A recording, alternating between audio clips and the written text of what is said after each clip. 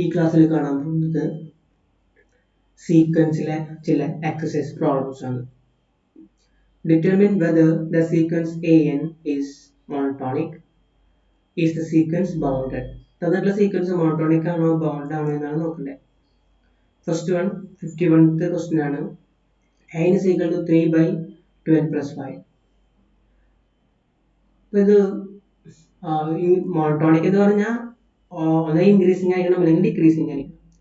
അത് ചെക്ക് ചെയ്തിട്ട് നമ്മൾ കഴിഞ്ഞ ക്ലാസ്സിൽ കണ്ടത് an equal to 3/2n plus 5. 2n plus 5. So an plus 1 is equal to 3/n plus 1 കൊടുക്കുക. 2 into n plus 1 plus 5 that is equal to 3/2n plus 2 plus 5 that is 3/2n plus 7. Then n plus 1 by an. n plus 1 എന്ന് പറഞ്ഞാൽ 3/2n plus 7 by a എന്ന് പറഞ്ഞാൽ 3/2n plus 5. Reciprocal multiply ചെയ്യുമ്പോൾ 3/2n plus 5 2n plus 7 into 2n plus 5 by 3 3 cancel പോകും. 2n plus 5 by 2n plus 7. നിങ്ങൾ ഇനി മനസ്സിലാക്കേണ്ടത് numerator ഉണ്ട്, ഡിനോമിനേറ്റർ ഉണ്ട്. ന്യൂമറേറ്ററിലെ 2n ഉണ്ട്, ഡിനോമിനേറ്ററിൽ 2n ഉണ്ട്. ദെൻ ന്യൂമറേറ്ററിൽ ഒരു 5 ഉള്ള, ഡിനോമിനേറ്ററിൽ 7 ഉള്ള. അപ്പോൾ എന്തർത്ഥം നോക്കിയാലും ന്യൂമറേറ്ററിനേക്കാൾ വലുത് ഡിനോമിനേറ്റർ ആണ് അല്ലേ? ഇവിടെ 5 ഇവിടെ 7. n 1 കൊടുത്ത് നോക്കിയോ, n 1 കൊടുക്കുമ്പോൾ നമ്മളിവിടെ ചെയ്തിട്ടുണ്ട്. a1 3/7, a2 3/9, a3 3/11. അപ്പൊ എന്താ മനസ്സിലാവുന്നത്? ന്യൂമറേറ്റർ സെയിമും ഡിനോമിനേറ്റർ വലുതായിക്കൊണ്ടിരിക്കുന്നു. ഡിനോമിനേറ്റർ വലുതാകും തോറും സംഖ്യകൾ ചെറുതായിക്കൊണ്ടിരിക്കുകയാണ് ചെയ്യുക അല്ലെ? അപ്പോൾ ഇതെന്ത് തന്നെയായാലും ഡിനോമിനേറ്റർ ആണ് വലുത് ന്യൂമറേറ്ററിനേക്കാളും. അതുകൊണ്ട് ലെസ് ദാൻ 1 ആണ്. That is n plus 1 less than an, which implies a1 greater than a2 greater than a3 അങ്ങനെ പോകും. That is the sequence is decreasing. Sequence decrease ചെയ്തുകൊണ്ടിരിക്കുന്ന സീക്വൻസ് ആണ്. ഒരു സീക്വൻസ് മോണോട്ടോണിക് ആണെന്ന് പറയണമെങ്കിൽ it is either increasing or decreasing. So it is since it is decreasing sequence, the given sequence an is monotonic. ഇത് bounded ആണോ അല്ലയോ എന്ന് നോക്കണം. ബൗണ്ടഡ് എന്ന് പറഞ്ഞാൽ എന്താ അർത്ഥം? ബൗണ്ടഡ് അബോവ് ആയിരിക്കണം, ബൗണ്ടഡ് ബിലോ ആയിരിക്കണം. നേരത്തെ പറഞ്ഞ പോലെ a1 എഴുതി 3/7, a2 3/9, a3 3/11. ദെൻ അത് നോക്കി 3/7 അതാണ് ഏറ്റവും വലിയ നമ്പർ അല്ലേ? ഡിനോമിനേറ്റർ 7, അതിനേക്കാൾ ചെറുതായിരിക്കും 3/9 കാരണം ഡിനോമിനേറ്റർ വലുതായി. അതിന് ചെറുതായിരിക്കും 3/11. ഇത് മാക്സിമം എവിടെ വരെ പോകും? n tends to ഇൻഫിനിറ്റിക്ക് പോയി കഴിഞ്ഞാൽ എന്തുണ്ടാവുക? 3/∞ 0 വരും. മാക്സിമം 0 വരെ വരും. സോറി, ചെറുതായി 0 വരെ വരും. ഇതൊരു കാരണവശാലും 0 താഴേക്ക് പോകില്ല അല്ലെ? കാരണം നെഗറ്റീവ് വരുന്നില്ല, 0 താഴേക്ക് പോകുന്നില്ല. മാക്സിമം 3/7 വരുന്നു. അപ്പോൾ എന്ത് മനസ്സിലായി? 0 less than or equal to something something, then less than 3/7.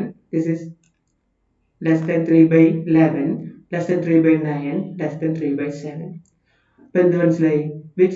This sequence is bounded above by 3/7. 3/7 ആണ് വലുത്, 0 ആണ് ചെറുത്. So this sequence is bounded above by 3/7 and bounded below by 0, which implies this sequence is bounded. So bounded ആണെന്ന് മനസ്സിലായി, monotonic ആണെന്ന് മനസ്സിലായി. The next question, n is equal to 3 minus 1/n. അപ്പോൾ നിങ്ങൾക്ക് വേണമെങ്കിൽ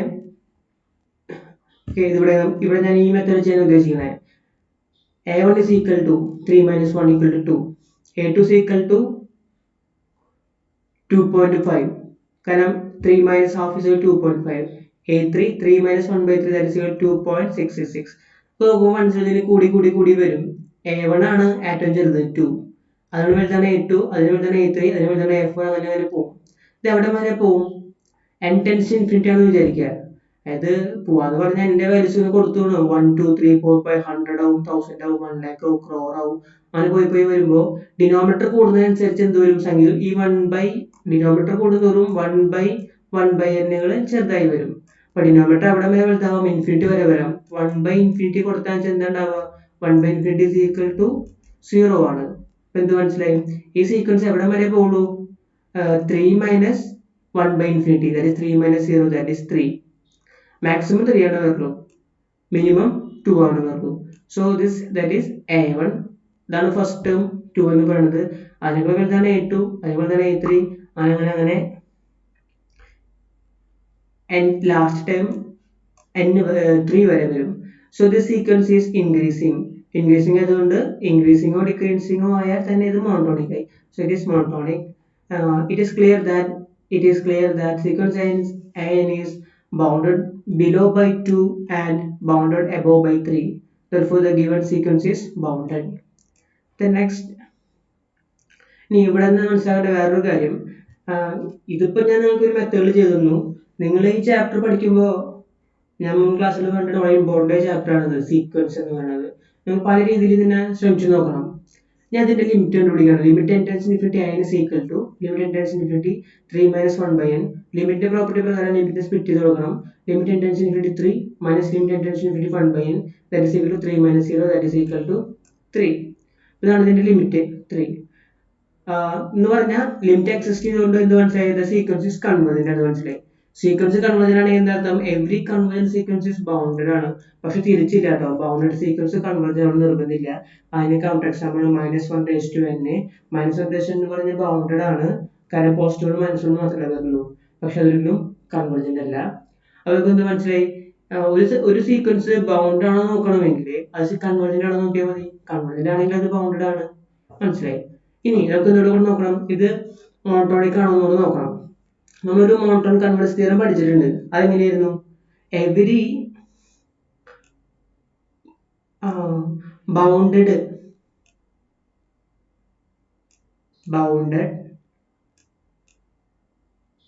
പ്ലസ് കൺവേർജന്റ്,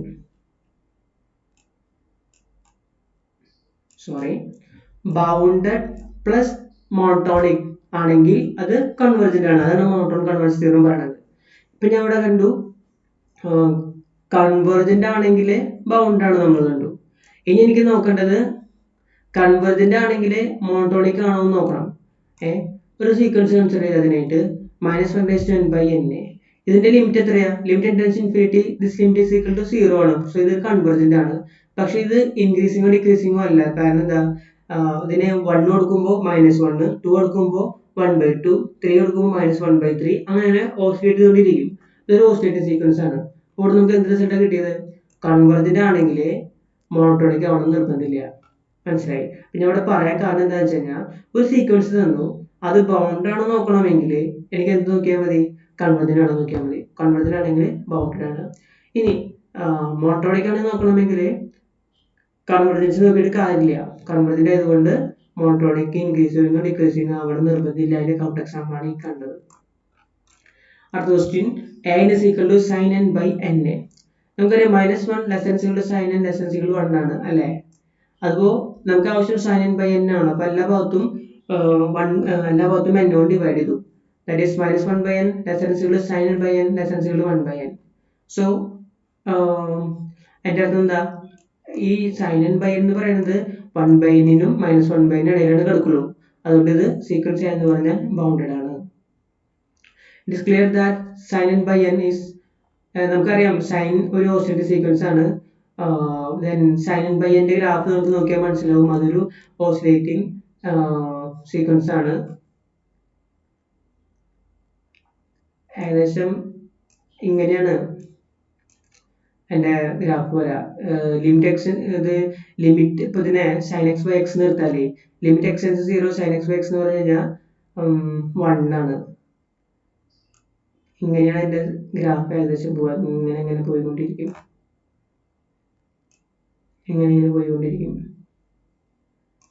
അപ്പോ sin n by n എന്ന് പറയുന്നത് എന്തല്ല,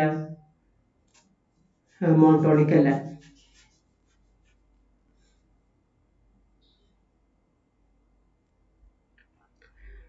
Then next ഒരെണ്ണം, determine whether the statement is true or false.